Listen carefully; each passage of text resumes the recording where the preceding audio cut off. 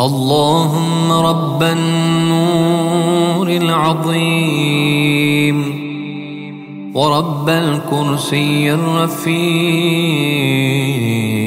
ورب البحر المسجور ومنزل التوراة والإنجيل والزبور ورب الظل والحرور ومنزل القرآن العظيم ورب الملائكة المقربين والأنبياء والمرسلين. اللهم إني أسألك باسمك الكريم وبنور وجهك المنير وملكك القديم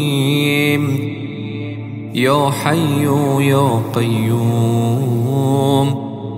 أسألك باسمك الذي أشرقت به السماوات والأرضون وباسمك الذي يصلح به الأولون والآخرون يا حيان قبل كل حي ويا حيان بعد كل حي ويا حيان حين لا حي يا محيي الموتى ومميت الأحياء يا حي لا إله إلا أنت. اللهم بلغ مولانا الإمام الهادي المهدي القائم بأمرك صلوات الله عليه وعلى آبائه الطاهرين عن جميع المؤمنين والمؤمنات في مشارق الأرض ومغاربها، سهلها وجبلها وبرها وبحرها، وعني وعن والدي من الصلاة زنة عرش الله ومداد كلماته وما أحصاه علمه وأحاط به كتابه. اللهم إني أجدد له في صبيحة يومي هذا وما عشت من أيامي عهدا وعقدا وبيعة له في عنقي لا أحول عنه ولا أزول أبدا. اللهم اجعلني من أنصاره وأعوانه والذابين عنه والمصارعين إليه في قضاء حوائجه والممتثلين لأوامره والمحامين عنه والسابقين إلى إرادته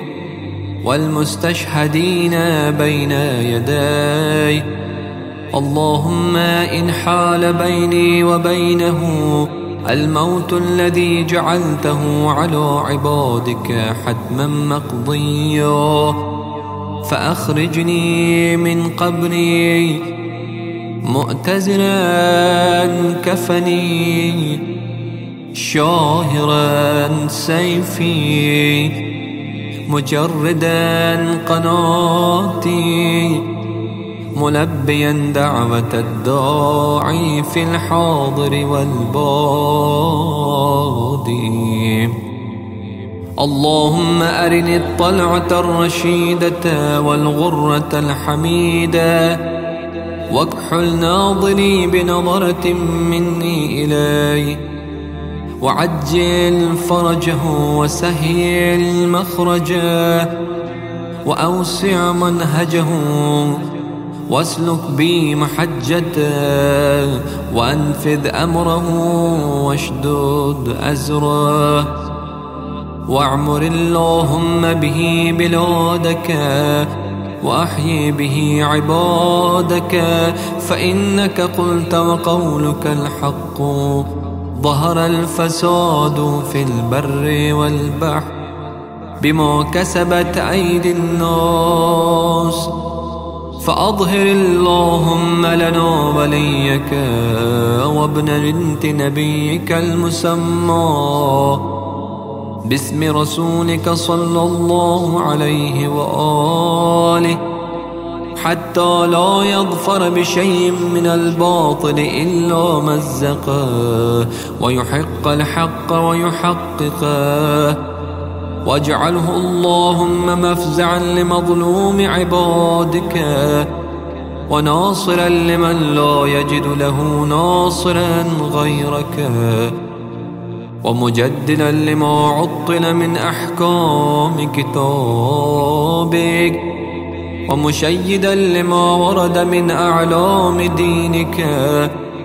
وسنن نبيك صلى الله عليه وآله، واجعله اللهم ممن حصنته من بأس المعتدين. اللهم وسر نبيك محمد صلى الله عليه وآله برؤيته، ومن تبعه على دعوته، وارحم استكانتنا بعده. اللهم اكشف هذه الغمة عن هذه الأمة بحضوره، وعجل لنا ظهوره، إنهم يرونه بعيدا ونراه قريبا، برحمتك يا أرحم الراحمين. العجل العجل يا مولاي يا صاحب الزمان، العجل العجل يا مولاي يا صاحب الزمان، العجل العجل يا مولاي يا صاحب الزمان.